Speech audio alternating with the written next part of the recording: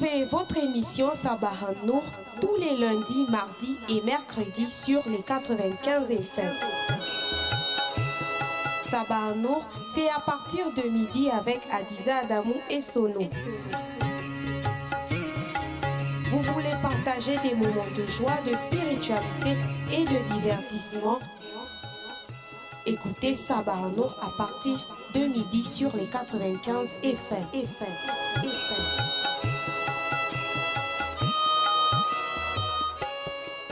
Assalamu alaikum wa rahmatullahi wa barakatuh à tous les auditeurs des 95 FM et bienvenue sur Radio Nour dans le cadre de votre émission Sabah Nour diffusée les lundis, les mardis et les mercredis entre midi et 13h sur Radio Nour. Devant le micro Adiza Adamou et Sono. On marque une première pause et juste derrière, on revient avec le hadith et le verset du jour. Retrouvez votre émission Sabah Nour tous les lundis, mardis et mercredis sur les 95 FM. Sabah Nour, c'est à partir de midi avec Adiza Adamou et Sono. Alors, comme à l'accoutumée, nous ouvrons notre émission avec le hadith du jour, le hadith qui porte sur la rupture du jeûne. Au nom d'Allah, le tout miséricordieux, le très miséricordieux. D'après Omar ibn al-Khattab, qu'Allah l'agrée, le prophète, que la prière d'Allah et son salut soient sur lui, a dit: lorsque la nuit arrive par ici, que le jour s'en va par là et que le soleil est couché, le jeûneur a certes rompu son jeûne. Hadith rapporté par Muslim. Je réitère, au nom d'Allah, le tout miséricordieux, le très miséricordieux. D'après Omar ibn al-Khattab, qu'Allah l'agrée, le prophète, paix, bénédiction et salut de Dieu sur lui, a dit: lorsque la nuit arrive par ici, que le jour s'en va par là et que le soleil est couché, le jeûneur a certes rompu son jeûne. C'est un hadith rapporté par Muslim. On enchaîne avec le verset du jour qui est tiré de la sourate 2, verset 185 du Saint-Coran. Dieu dit: donc quiconque d'entre vous est présent en ce mois de Ramadan, qu'il jeûne, et quiconque est malade ou en voyage alors qu'il jeûne un nombre égal d'autres jours. Je réitère le verset du jour qui est tiré de la sourate 2 du Saint-Coran du verset 185. Dieu dit: donc quiconque d'entre vous est présent en ce mois de Ramadan, qu'il jeûne, et quiconque est malade ou en voyage alors qu'il jeûne un nombre égal d'autres jours. Voilà donc le hadith et le verset à méditer tout au long de cette journée. Et dans notre beau studio bleu, je ne suis pas toute seule, je suis accompagnée du frère Abba. Voilà. Je disais tantôt, aujourd'hui nous recevons un invité qui n'est autre que le frère Abba, qui vient aujourd'hui déplorer le comportement de certains enfants dans les mosquées durant la dernière période de Ramadan, mais aussi d'interpeller les parents en premier lieu et les responsables des mosquées pour éradiquer ce phénomène. Assalamu alaikum, frère Abba. Assalamu alaikum, wa alaikum salam wa rahmatullahi wa barakatuh. Alors, comment vous portez-vous? Alhamdulillah, par la grâce d'Allah, je vais bien. Et le jeûne, vous l'avez passé dans des bonnes conditions? Alhamdulillah, ça se passe très bien jusqu'à là. Votre famille également? Alhamdulillah, tout le monde remercie Allah, ça se passe très très bien. Alors, nous sommes dans le dernier virage de ce mois béni de Ramadan. Voilà, on rappelle que cette dernière décade est dominée par les prières nocturnes qui consistent à rechercher la nuit du destin. Et on remarque que durant cette période, dans certaines mosquées, il y a beaucoup d'enfants, pas tous, mais il y a certains enfants qui font du désordre, qui empêchent les fidèles de faire bien leurs prières. Alors, voilà, excusez-moi. Une première question, j'aimerais savoir, est-ce que ce sont des enfants de toutes les communautés ou seulement les enfants de la communauté musulmane?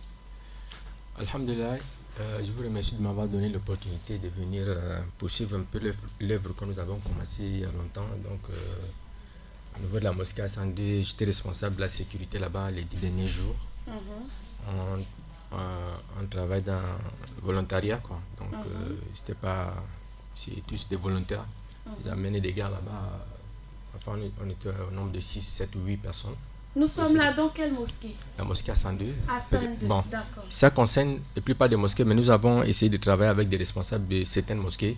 Ils ont dû éradiquer certains fléaux là-bas concernant ces jeunes-là. Et comme ces jeunes-là n'arrivent plus à trouver des places pour s'éclater, comme on le dit, dans les autres mosquées, les plupart se sont rabattus à Sandé. Et depuis des années, on a dû faire d'efforts pour canaliser ces jeunes-là, mais vraiment, c'est pas facile. Et il y a quelques années, l'imam Ismaël a dû, on s'est rapproché de lui, il nous a donné la police pour essayer de faire la sécurité au niveau de là-bas. Il nous a donné également la GR, mais malgré ça, c'est pas facile. Est-ce que ça n'a rien changé? C'est pas facile, je vous assure que c'est pas facile. Pourquoi? Parce que pour moi, que les parents m'excusent, mais les responsables de cette situation, c'est les parents, parce que nous avons deux catégories de jeunes qui vont là-bas. Il y a les insensés qui sont là, et ceux qui raisonnent quand même. Donc ceux qui sont à partir de 15, 16, 17, 18, 20, 22, 25, jusqu'à 30 ans. Et il y a cette catégorie-là aussi qui part par exemple de 5 ans jusqu'à 10, 12 ans. C'est eux qui donnent plus de problèmes parce qu'ils viennent par vagues de 4, 5, 6, 7, 8. Mais laisser des enfants comme ça, la nuit, à partir de minuit, 1h du matin. Est-ce que cette catégorie d'enfants-là, ils viennent seuls ou bien ils viennent accompagnés de leurs parents? Il y en a qui viennent avec les parents, mais dès qu'ils arrivent là-bas, les parents les abandonnent, ils vont rejoindre les autres. Mais d'autres, ils viennent tout seuls.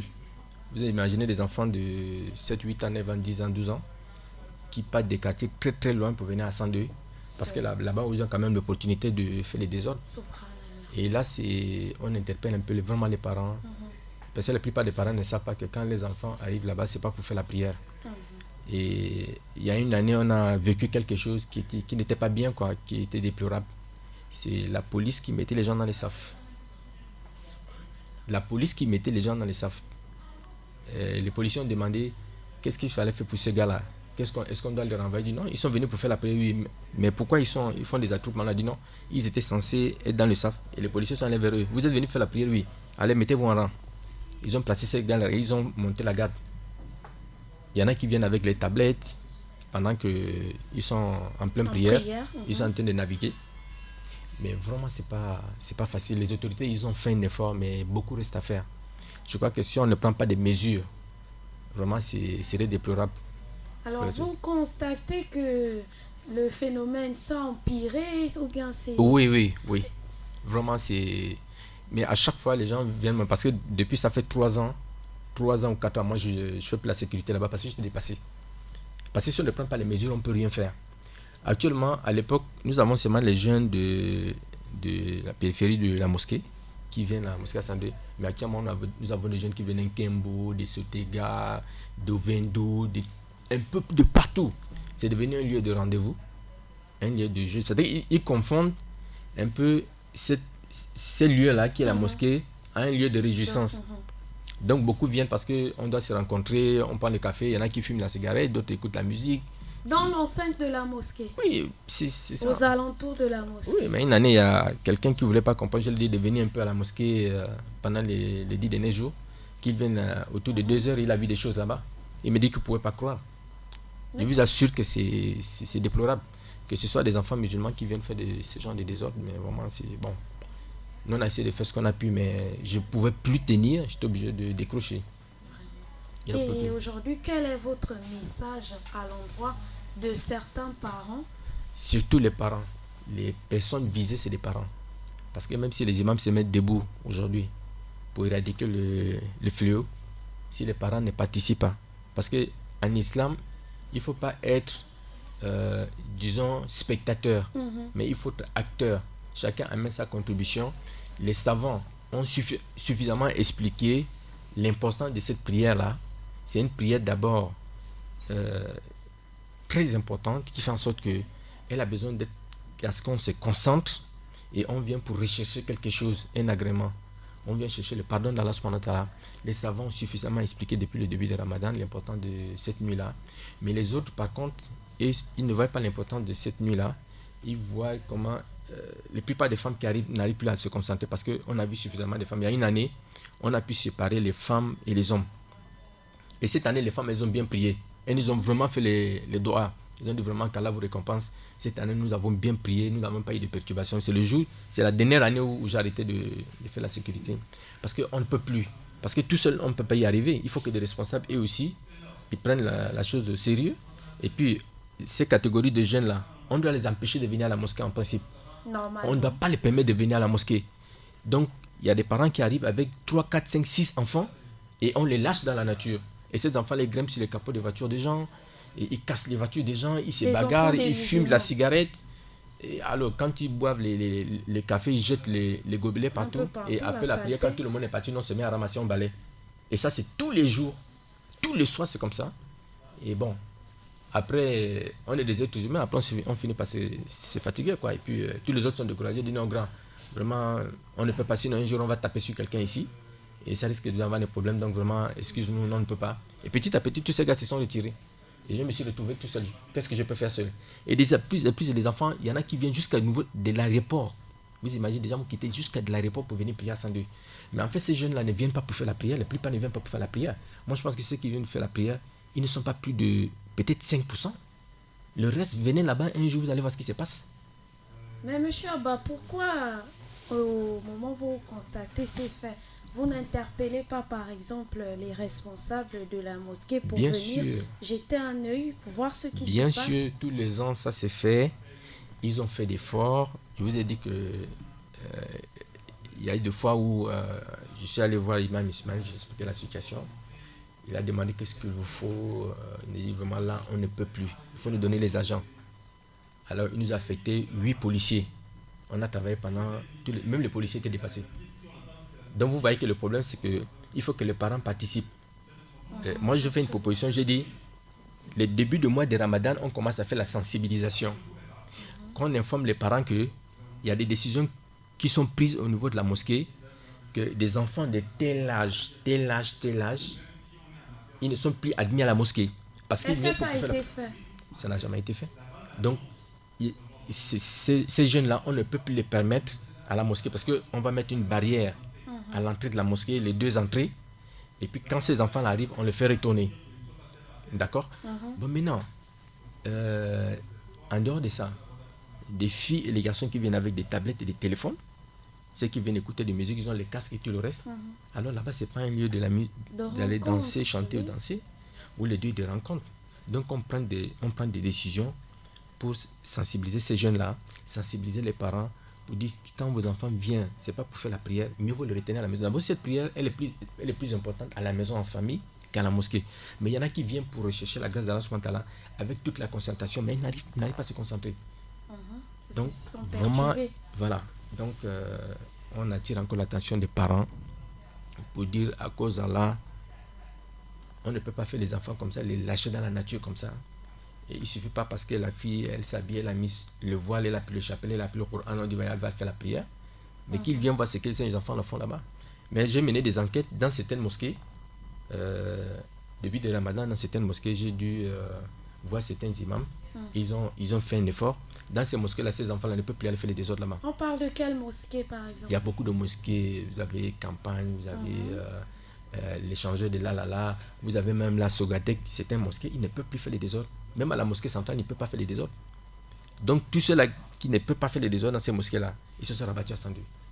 Il y a l'esplanade des Grandes, et puis on vend la nourriture, les cafés, cigarettes, tout ce que vous voulez. Donc, la principale mosquée concernée, c'est à Saint-Denis. C'est à Saint-Denis, parce que les autres mosquées, on a mené les enquêtes, il n'y a rien là-bas. Les gens, ils disent que non, on prie tranquillement, non, on ne permet pas ces enfants. Pas plus loin que là, la mosquée centrale, là. Moi, maintenant, j'ai prié à la mosquée centrale. Mais là-bas, il n'y a pas de désordre. Il y a des enfants, mais ils sont canalisés, pas de désordre. Il y a des responsables qui se sont mis là-bas et surveiller ces enfants-là. Il n'y a pas de désordre. Juste quand vous terminez la prière, vous n'allez pas entendre un enfant crier. Mais l'autre côté, c'est l'inverse. Donc vraiment, j'attire l'attention de nos imams. Ils font beaucoup d'efforts déjà. Il faut reconnaître qu'ils font d'efforts. Parce que à chaque fois, après les 10 derniers jours, l'imam appelle les gars qui ont fait les efforts, ils ont fait la sécurité là-bas, il est donné un peu un présent, un cadeau. Ça, c'est déjà quelque chose, le fait de reconnaître. Mais moi, je pense que ce qui reste à faire est beaucoup plus important que ce que nous sommes en train de faire. Je crois qu'il faut toucher les parents. Dans le khutbah, quand on fait le khutbah, on attire l'attention des parents pour dire vraiment l'importance de cette prière nous oblige à éduquer nos enfants, à connaître l'importance de la mosquée quand on vient pour faire la prière. C'est le moment où vous venez chercher la concentration, c'est le moment où les enfants vous perturbent, les enfants vous tamponnent, ça crie, ça chiale. Est-ce qu'il y a certains fidèles qui sont venus vers vous pour se plaindre? Tous les jours que le bon Dieu fait, des gens qui prient là-bas, mais pourquoi vous ne venez plus là-bas? Pourquoi vous ne venez plus là-bas? Mais j'ai dit, mais seul je peux rien faire. Moi, c'est... Bon, on ne fait pas pour chercher une place, un titre ou bien de l'argent, non. Absolument Mais pas. chaque musulman doit être acteur et non spectateur. Donc chacun amène sa contribution. Les responsables, ils font l'effort. Nous aussi, on fait l'effort. Les parents aussi doivent faire l'effort. Et les enfants aussi. Mais pourquoi ne pas rassembler souvent ces enfants, faire une conférence pour les sensibiliser? Pourquoi? On doit les sensibiliser aussi. Il y a des responsables, il y a des prédicateurs qui sont allés vers eux. Je les ai dit, voilà les enfants de telle communauté, voilà ce qu'ils font. Je ne vais pas citer des communautés. Mais moi, je sais les communautés qui font le désordre là-bas en ce moment. Mais on a attiré l'attention des parents. Mais souvent, ils n'en parlent pas. Ou bien souvent, on parle juste quelques mots et puis on arrête. Non.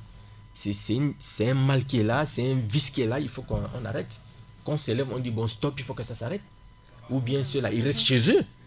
C'est pas la peine de venir des petits. Il ne faut pas avoir peur de dire à ces gars-là ne venez plus à la mosquée. Il y a des gens, il y a des femmes, machallah, elles viennent avec leur Coran, elles sont concentrées, elles viennent faire la prière. Mais la plupart là, ils viennent pour jouer et faire des rencontres. Et finalement, il y a les douches à la mosquée, mais ils préfèrent uriner les fleurs. Après, vous sentez ça dégage, c'est pas bien. Et il n'y a pas que des enfants musulmans. Il y a aussi des enfants, on a vu des enfants non musulmans qui mettent des camis et ils viennent là-bas, c'est devenu une nuit de réjouissance. Ils viennent parce que c'est une nuit, vraiment, il y a, voilà quoi, il y a l'ambiance, voilà, il y a l'ambiance, il y a des rencontres, on se retrouve là entre amis, on joue. Et puis nous avons une autre catégorie de jeunes qui ont des motos en ce moment et aussi ils font beaucoup de boucans là-bas avec les motos. Vraiment, ils font des boucans avec les motos. Il va falloir qu'on trouve une solution à ces phénomènes-là. Donc vraiment, j'attire l'attention de nos dirigeants. Ils font d'efforts. Mais vraiment, il faudrait qu'ils penchent face à cette situation-là pour éradiquer ces problèmes-là. Sinon, à chaque fois, il y aura toujours des problèmes. Ça va jamais s'améliorer. Parce que je ne veux pas indexer des communautés. Moi-même, je sais. Depuis le début, je sais les communautés qui faisaient les enfants font les désordres. Ainsi de suite, ils ont contaminé les autres. Et bon, ceux-là, moi j'ai vu les responsables, certains sont prédicateurs ici à Nortiville. Je les ai interpellés pour dire que vraiment, vos enfants là, voilà ce qu'ils font, essayez de faire quelque chose. Bon, moi je pense que le problème devait être déjà résolu. Mais malheureusement, moi je ne vois pas d'amélioration. Alors aujourd'hui, quel conseil donnez-vous à l'endroit des parents pour qu'ils amènent leurs enfants à ne plus se comporter de la sorte, à ne plus perturber les fidèles dans leurs adorations? Voilà un exemple. Moi j'ai une fille qui a 17 ans, elle est encore jeune, mais elle prie à côté de sa mère jusqu'à la fin de la prière. Pardon. Quand elle va avec sa maman à la mosquée, elle reste à côté de sa mère jusqu'à la fin de la prière. Si chaque personne faisait autant, tu amènes ton enfant à la mosquée, il reste à côté de toi jusqu'à la fin de la prière, il y aura moins de problèmes. Mais la plupart des temps, ces enfants-là, ils échappent au contrôle de leurs parents. Moi, je peux avoir des enfants, tu as 2-3 enfants, ils vont échapper à ton contrôle, ils vont traverser des kilomètres pour aller dans une mosquée. Après, à 4 h du matin, ils viennent te dire qu'ils ont fait la prière et vous ne cherchez pas à vérifier. Donc, c'est une forme d'irresponsabilité qu'ils affichent vis-à-vis de leurs enfants. On ne peut pas faire des enfants et puis les lâcher dans la nature comme ça. Et ils côtoient des bandits, des voyous, tout ça, des fumeurs, des chambres, tout ça là. Et c'est pas bon. Et c'est la religion qui prend un coup. Je vous assure que il y a eu des temps, on a vu des gens qui nous ont insultés là-bas à cause de nos comportements. Vraiment des gens qui ne sont pas des musulmans qui nous ont insultés. C'est pas bien. Ça fait mal. Et vous ne savez pas comment arrêter ces vices-là. Mais bon, les parents ne doivent pas les responsabilités. Et d'autre part, c'est que les responsables de la mosquée ne doivent pas avoir peur de prendre des décisions. Si on veut que ce problème, parce que À l'époque, moi je connaissais beaucoup de gens qui priaient à la mosquée à 102, mais aujourd'hui beaucoup ne prient plus là-bas. Quand on demande, ils disent non, moi je ne prie plus là-bas. Ça. L'entrée principale là, les enfants ils nous ont déjoué, ils sont partis de l'autre côté, ils sont passés par la brigade de recherche et ils sont sortis par les grilles, ils sont venus dans la mosquée, on les a vus à la mosquée. Bon, maintenant, nous on va aller violenter un enfant et puis ça va amener des problèmes. Moi je pense qu'il est important que les responsables de la mosquée prennent une décision ferme. Alors, quelle proposition faites-vous aux responsables? Donc, la proposition est la suivante. J'ai toujours fait cette proposition-là. Première des choses, des enfants d'un certain âge, on n'a plus les admettre à la mosquée. Quel âge, par exemple? Ils partent de 5 ans, 10, 12 ans. On n'a plus venir à la mosquée. Celui qui sait qu'il amène son enfant, il le garde à côté de lui. Alhamdulillah, mashallah. Mais les cas contraires, ces enfants qui échappent contre les parents là. J'ai dit, demande qu'est-ce que les parents font à la maison, que ton enfant de moins de 10 ans, tu es où pendant que l'enfant il sort, il fait des kilomètres pour venir à la mosquée à 102. Vous voyez un enfant de 7-8 ans, il va acheter le café pour boire. Ça fait quelque chose, ça fait un effet. Bien. D'autre part, il faut séparer les femmes avec les hommes. Il y a une année, on a pu séparer avec des gars qui ont bloqué les entrées. Les hommes ne rentrent plus par le côté des femmes. Les hommes rentraient de l'autre côté, par l'esplanade. Mais l'autre côté, c'est les femmes. On empêchait les femmes de sortir. Quand elles veulent sortir, appelle après. Non, vous ne sortez pas, vous restez à la mosquée. Les jours là, les femmes, elles ont apprécié, on a éclairé, tout ça, elles ont bien prié. Les hommes ne traversaient pas là où il y a les femmes, sauf après la prière. Mais ça n'a plus continué, ça a duré une année. Bon, on doit poser la question, pourquoi ces gens-là ne sont plus là? Pourquoi nous, on ne vient plus là-bas? Pourquoi moi, je ne viens plus là-bas? Simplement parce que je me retrouve tout seul en train de... Pour faire la sécurité. Pour faire la sécurité. Et c'est sans résultat. À la fin, c'est sans résultat. Quand on fait l'effort de la religion, on a besoin de résultats.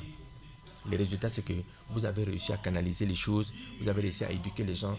Mais après, si ça ne marche pas, on est découragé, on est des êtres humains, après on arrête. Mais quelque part encore, tellement le plainte. Là, la pause de 10 derniers jours, là, beaucoup de gens pensent que moi, je suis toujours là-bas. Mais c'est comment, qu'est-ce que vous avez prévu cette année? Je dis non, j'ai rien prévu, moi, je suis dépassé, maintenant, je suis ailleurs. Mais je crois que le responsable doit prendre les responsabilités et prendre une décision ferme. On va responsabiliser les parents pour dire que les enfants de tel âge ne sont plus admis à la mosquée. Il faut commencer par ça d'abord. Séparer les filles avec les garçons. Parce que le souvent, quand ceux-là se retrouvent, je vous assure que c'est un désordre total. On ne contacte plus personne, ni rien. Mais ça ne peut pas continuer comme ça. Et c'est une zone résidentielle, vous imaginez un peu. Il y a des bâtiments qui sont là, il y en a qui dorment, il y a la brigade de recherche, il y a la présidence, il y a les ministères qui sont là. Il y a des gens qui y habitent, mais ils voient ce qui se passe. Est-ce que c'est une fête de fin d'année? Je ne sais pas. Ça ressemble un peu plus à une fête de fin d'année. Ou bien, je ne sais pas moi, c'est une fête de la culture, je ne sais pas à quoi ça ressemble. D'après vous, quel impact ce problème cause dans la société? Mais un enfant qui est mal éduqué, qui se comporte mal dans la société, il a un danger pour la société. Vis-à-vis quand vous avez un enfant qui ne nos respecte frères les chrétiens, par exemple, quand il tire un mauvais exemple. Il ne peut pas imaginer parce que jusqu'à là, nous savons que l'exemple de la bonne conduite, c'est les musulmans. C'est lui qui est censé montrer le savoir-vivre aux autres. Parce que l'islam, c'est le savoir-vivre. Bon, maintenant, si nous qui faisons le contraire, je n'ai pas envie de citer, mais dans certains lieux de culte, quand vous partez les dimanches, vous ne voyez pas ce qu'on est en train de voir là. Moi, je n'ai jamais vu ça. Mais pourquoi chez nous on permet? Pour quelle raison on permet? Que ces enfants-là viennent faire le désordre, ils vont salir l'image de la religion. Il y a des bonnes femmes, il y a des bons hommes qui viennent se concentrer pour prier vraiment et chercher la grâce d'Allah subhanahu wa ta'ala. Durant cette nuit, peut-être Allah va accepter ta prière, va te pardonner. Dans ce moment, on est en train de te perturber, tu ne peux pas te concentrer. La lecture est là, mais on ne peut pas se concentrer avec ces enfants-là. On ne peut pas se concentrer. On a vu les femmes et les hommes faire les safs. C'est inimaginable qu'un homme arrive, il trouve qu'il n'y a pas de place. Il va là où il y a les femmes, il s'introduit au milieu des femmes, il fait les safs, il fait les takbir, il fait la prière. On a dû tirer des gens pour faire sortir les safs là où il y a les femmes. Wallahi, on a tiré des hommes. Il y a une mission de parti de Turin, on a dit, mon frère, vous n'avez pas le droit de payer les femmes. Il nous fait comme ça là. Il nous fait la même comme ça là. Question de dire, allez vous faire voir. On est obligé de tirer le pour faire sortir les safs pour l'amener dehors. On a dit, mais qu'est-ce que tu fais là? Depuis quand tu as vu un homme prier avec les femmes?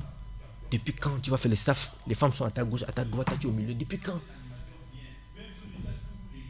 Et d'autre part, ceux aussi qui viennent avec les véhicules, on essaie de sécuriser les gens, faciliter les gens après la prière. Ils prennent facilement les départs. Vous trouvez quelqu'un qui vient avec sa voiture de car. Après vous dites non mon frère, vraiment, pour voilà, une bonne organisation, on a décidé que tous les véhicules qui arrivent, ils se mettent position de départ. Il dit non, c'est bien comme ça là. Non, s'il vous plaît, à cause d'Allah. Non, je vous dis, ça reste là. Moi, je ne bouge pas, ça reste là. Bon, quand vous avez des gens qui ont des attitudes comme ça, qu'est-ce qu'on fait? Une seule personne ne peut pas. Aujourd'hui, un responsable religieux qui se lève, qui dit, bon, à partir d'aujourd'hui, voilà les décisions qu'on a dû prendre, voilà les mesures qu'on a dû prendre pour que les 10 derniers jours se passent dans les meilleures conditions. Bientôt, ça va démarrer dans 2 jours. La même manière que les responsables sont en train de s'organiser, c'est la même manière que le voyou aussi s'organise. Et la plupart du temps, il ne vient pas pour le bien de la prière. Quelqu'un qui est dans les SAF avec les tablettes, il a une tablette en train de naviguer. Pendant qu'on lit, il est en plein SAF. Dès qu'on dit, c'est pas qu'il a le Coran, c'est pas le Coran. Il faut bien écouter. Une tablette, il est en train de. Voilà quoi. Il est dans les Facebook en train de feuilleter. Et après, dès qu'on dit Allah Akbar Roku, il pose à terre, il fait son Roku. Après, quand on se lève, encore il prend. Elle est dans les SAF, fille comme garçon, ça, il n'y a même pas de différence. Qu'est-ce qu'on fait alors? Moi, quand je vois ça, mon enfant, j'ai dit à ma femme, l'enfant à côté de toi, ma femme, elle garde son enfant à côté d'elle jusqu'à la fin de la prière. Si tout le monde faisait autant, il n'y aurait pas de problème. Vous ne pensez pas que les parents, eux aussi, sont peut-être dépassés? Pas peut-être, ils sont même totalement responsables de la situation. Parce qu'un enfant qui échappe à ton contrôle, un enfant qui vit chez toi, qui échappe à ton contrôle, il y a quelque chose qui ne va pas. Et le parent lui-même, quelle est d'abord son éducation islamique? Il a d'abord quelle éducation islamique d'abord, ses parents? Il ne peut donner que celui qui en a. Si lui-même il n'a rien en éducation, qu'est-ce qu'il peut donner à un enfant? C'est pour ça que ces catégories, les enfants n'arrivent plus à les contrôler. On a vu des gars casser les portières des gens, il y a eu des vols là-bas. Donc moi je pense que on ne doit pas les mesurer, on ne doit pas avoir peur. Pour que cette année-là, les 10 derniers jours là, se passent dans les meilleures conditions. Je ne dis pas que les imams n'ont rien fait. C'est absurde de dire qu'ils n'ont rien fait. Ils ont fait beaucoup d'efforts. À la fin, l'imam a dû partager des cadeaux aux enfants qui ont fait la sécurité. Mais il se trouve que les enfants là, ils sont découragés. Ils sont découragés. Pourquoi? Parce qu'il n'y a pas de résultat. Vous imaginez, on a dû amener la police. Est-ce que c'est normal qu'on amène la police pour faire la sécurité à la mosquée? Nous-mêmes, est-ce qu'on serait incapable de faire la sécurité? On amène la police. Une fois, c'est la gère. Et c'est au nombre de 7. Ils nous ont aidés là, jusqu'à les 10 derniers jours. Est-ce que c'est normal ça? Pour un problème islamique, on amène la police pour gérer un problème islamique dans un lieu à la mosquée, mais c'est pas normal. Je dis encore une fois de plus, dans cette religion, ne soyons pas spectateurs, soyons acteurs. Chacun amène sa contribution. Ne dis pas que ça regarde les autres, ça regarde les imams, ça regarde les muezzins, ça regarde le prédicateur. Non, chacun amène sa contribution pour bien piloter la situation. On ne peut pas continuer à vivre cette situation-là. Les autres mosquées, ils ont fait un effort. Ça a été, alhamdoulilah. Je me suis renseigné. Je me renseigne toujours parce que j'ai toujours des soucis. On ne demande pas un salaire là-bas. On ne demande pas un poste là-bas. Mais c'est juste, chacun fait un effort. Il apporte ce qu'il peut pour aider la religion. On voit bien que ça vous tient à cœur. Voilà. Un connaisseur, il amène sa connaissance. Un imam dirige les fidèles, ainsi de suite. Celui qui enseigne les autres. L'éducateur éduque, ainsi de suite. Les nettoyeurs nettoient la mosquée. Mais vous aussi, vous devez prendre part à la situation pour améliorer. Alors, j'ai mené les enquêtes. Même ce matin, j'ai demandé à un imam.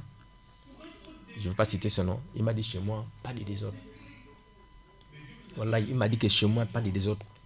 Tu ne peux pas entendre un enfant crier. Chaque parent, il a son enfant à côté. Ils ne peuvent pas. C'est-à-dire que même pendant la pause, il n'y a pas les attroupements sur la route.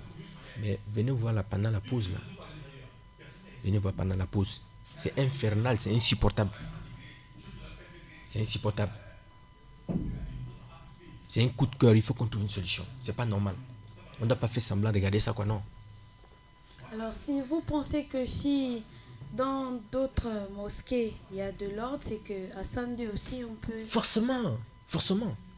Moi, j'ai dû marcher, il y a quelques années, je suis allé de mosquée en mosquée pour regarder les responsables de mosquées, pour essayer de dire, sensibiliser vos fidèles, que les enfants, voilà ce qu'ils vont faire là-bas. Et essayer de voir chez vous aussi. Et un travail a été abattu. Dans certaines mosquées, ils ont réussi. Quand je vais là-bas, ils me disent non, chez nous, il n'y a pas ça. Chez nous, il n'y a pas ça. Chez nous, il n'y a pas ça. Mais actuellement, la seule mosquée qui reste, c'est là, la grande mosquée. Vraiment, c'est gênant, quoi. C'est pas que on dit que les responsables ne font rien. Non, c'est pas ça. Mais beaucoup reste à faire. On doit s'asseoir ensemble et voir la situation. Elle est gérable. Il y a une année, il y a un monsieur, que je ne vais pas citer son nom, il a refusé que je cite son nom. Il nous a donné 250 000 francs. Quand nous sommes allés le voir, il dit que non, nous sommes dans un programme de sécurité. Il nous a dit 250. On a dû acheter des choses. On a acheté des bois, des contreplaqués pour essayer de séparer les femmes et les hommes. On a éclairé l'arrière. Il nous a donné l'argent comme ça. Donc, ce n'est pas l'argent qu'on demande. Mais on demande comment un peu d'attention et puis de responsabilité. Vous dites, bon, on vous donne la responsabilité. Voilà comment désormais vous devez travailler en équipe pour essayer d'éradiquer la situation. Et c'est possible. C'est possible d'éradiquer cette situation. C'est vraiment pas difficile. On peut gérer. Qu'on nous donne le pouvoir et on va gérer les parents, on gère les enfants. Il n'y aura plus de désordre. Il n'y aura pas de désordre. Mais pour ça, il faut que nos imams aussi acceptent de nous accompagner. S'ils n'acceptent pas de nous accompagner, il y aura un problème. Vous savez, quand c'est un imam qui s'adresse aux fidèles, et nous autres, ce n'est pas la même chose. Voilà. Donc ça a plus d'impact. Quand c'est l'imam qui s'adresse aux parents, ça a plus d'impact que nous, on s'adresse aux parents. Ils vont dire, mais nous, n'avons pas l'entend que qui. Mais quand c'est l'imam qui attire l'attention des parents pour dire, vraiment, aidez-nous à gérer vos enfants. Parce que nous, on ne peut plus. Et vous savez, le noir a un problème. Le noir a un problème. Pour gérer le noir, ce n'est pas facile. L'Africain, en général, ce n'est pas facile. Donc, il va falloir qu'on essaie de multiplier la sensibilisation. Elle ne doit pas se limiter à une seule fois. Et puis après, on ne fait plus rien. Il faut que ça, tous les jours, pratiquement tous les jours, on doit amener. J'ai essayé de voir certains prédicateurs. Je dis non, vous avez un peu brossé le sujet, mais il faut aller en profondeur. Amener tous les arguments, tous les dalils possibles pour montrer que réellement c'est une prière silencieuse, c'est une prière secrète. On doit se concentrer, on n'a pas besoin de bruit en ce moment. Mais est-ce qu'à 2 ou 3 jours des prières nocturnes qui vont débuter là, vous pensez qu'on peut encore faire quelque chose pour ça? Wallahi, c'est possible. C'est possible. Wallahi, c'est possible. C'est un tout petit problème. C'est un tout petit problème. Il suffit que ils disent, bon, venez, on s'assoit, on va voir la situation. On va mettre la sécurité là, à l'entrée de la mosquée. Les 2 entrées. Et on va voir le comportement de ceux qui viennent. Dans les lycées, ça se passe comment? Les surveillants font quoi? Les surveillants, quand ils sont à l'entrée du lycée, font quoi? Ils filtrent les élèves, non? Ceux qui sont mal vêtus, ceux qui sont mal coiffés. Mais alors, pourquoi on ne peut pas le faire? Ça, c'est la maison d'Allah. Mais là-bas, c'est un lycée. Mais on demande une certaine discipline à ces élèves. J'ai vu une fille, on a coupé son rasta à l'entrée du lycée. L'autre, on a levé le rouge à lèvres. L'autre, elle avait une ceinture bizarre, on l'a fait enlever. Elle a dit que non, tu enlèves ou bien, vas-y. J'ai vu Harissani, le proviseur lui-même, il vient se mettre à l'entrée du lycée. Le proviseur lui-même. Il fait le nettoyage. Il discipline les élèves. Il se tient au carreau. Vraiment, quand là, les récompenses, j'ai vu la manière de faire avec certaines personnes. C'est ce qu'il faut faire. Il ne faut pas les laisser faire. Voilà. Voilà, c'était donc le frère Abba qui était à notre côté aujourd'hui pour dénoncer le problème de l'insécurité, le problème du désordre de nos enfants dans les mosquées et puis interpeller les parents et les responsables des mosquées pour qu'ils prennent leurs responsabilités pour éradiquer une fois pour toutes ce phénomène. Alors avant de nous quitter, votre mot de fin, monsieur Abba? Le mot de fin, il y a non seulement les résultats. Que grâce à cette intervention-là, cette opportunité que vous avez donnée de donner un peu quelques détails de la situation, que les responsables puissent réagir pour qu'on puisse éradiquer les problèmes. C'est faisable. C'est rien du tout, ça peut se faire. À tout moment, ça peut se faire. Si dans les lycées, ils ont réussi, ce n'est pas nous qui n'allons pas réussir à canaliser les fidèles. Voilà. Okay. Sûrement, quelques personnes à qui vous voulez souhaiter bon Ramadan. À tous les musulmans d'abord, du monde entier, qu'Allah accepte les petits efforts qu'on est en train de faire, qu'il pardonne nos péchés, que ce soit une année particulière, qu'elle soit meilleure que l'année précédente, qu'Allah nous pardonne tous, ceux qui nous ont quittés, qu'Allah les pardonne, nous qui sommes là, peut-être Ramadan prochain, peut-être pas arriver. On demande à Allah d'agréer notre Ramadan, que ce soit une cause de nous affranchir de l'enfer au paradis. Inch'Allah.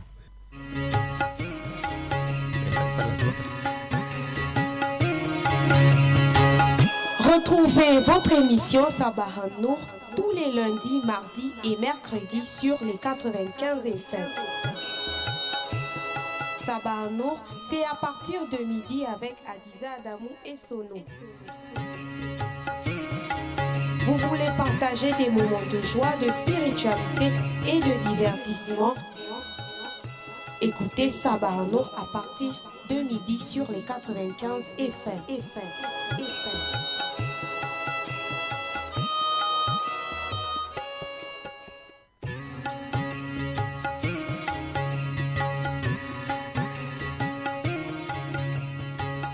Retrouvez votre émission Sabah Nour tous les lundis, mardis et mercredis sur les 95 FM. Sabah Nour, c'est à partir de midi avec Adiza Adamou et Sono. Vous voulez partager des moments de joie, de spiritualité et de divertissement? Écoutez Sabah Nour à partir de midi sur les 95 FM.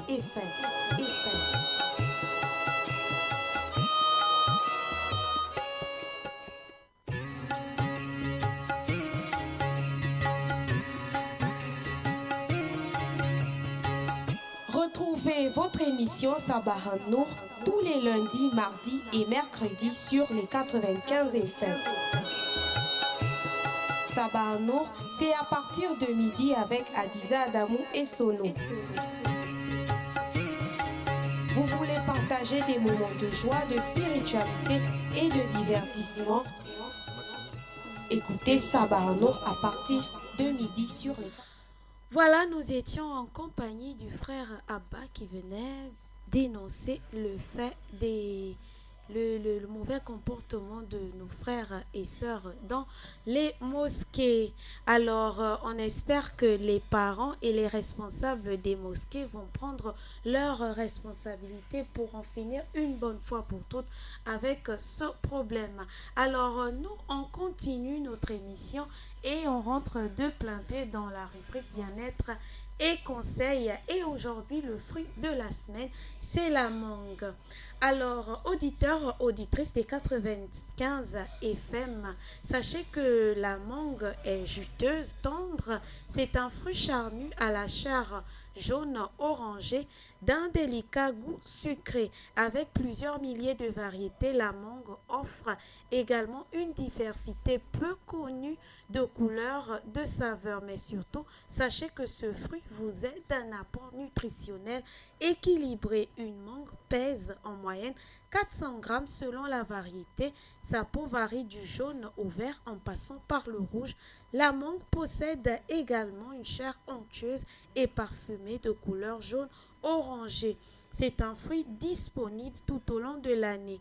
Bien pourvu de minéraux et de fibres, la mangue se distingue surtout par son exceptionnelle concentration en vitamine C. Notons que 100 grammes de mangue fournit environ 63,7 grammes de calories. On marque une légère pause et juste derrière, on revient.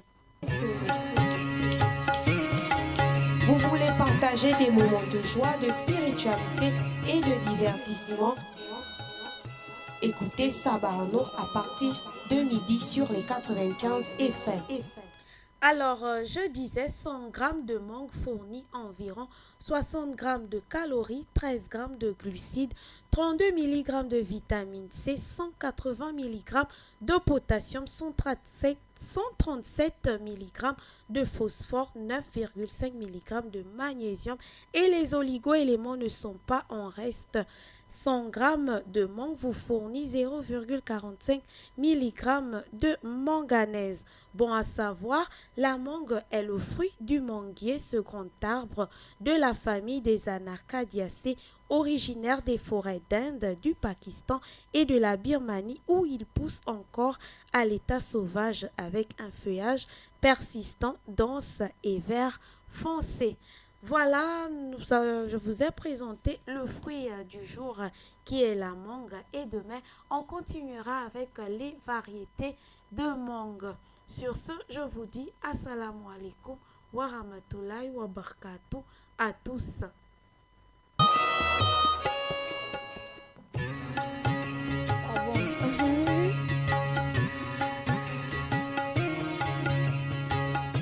Retrouvez votre émission Sabah Nour tous les lundis, mardis et mercredis sur les 95 FM. Sabah Nour, c'est à partir de midi avec Adiza Adamou et Sono. Vous voulez partager des moments de joie, de spiritualité et de divertissement?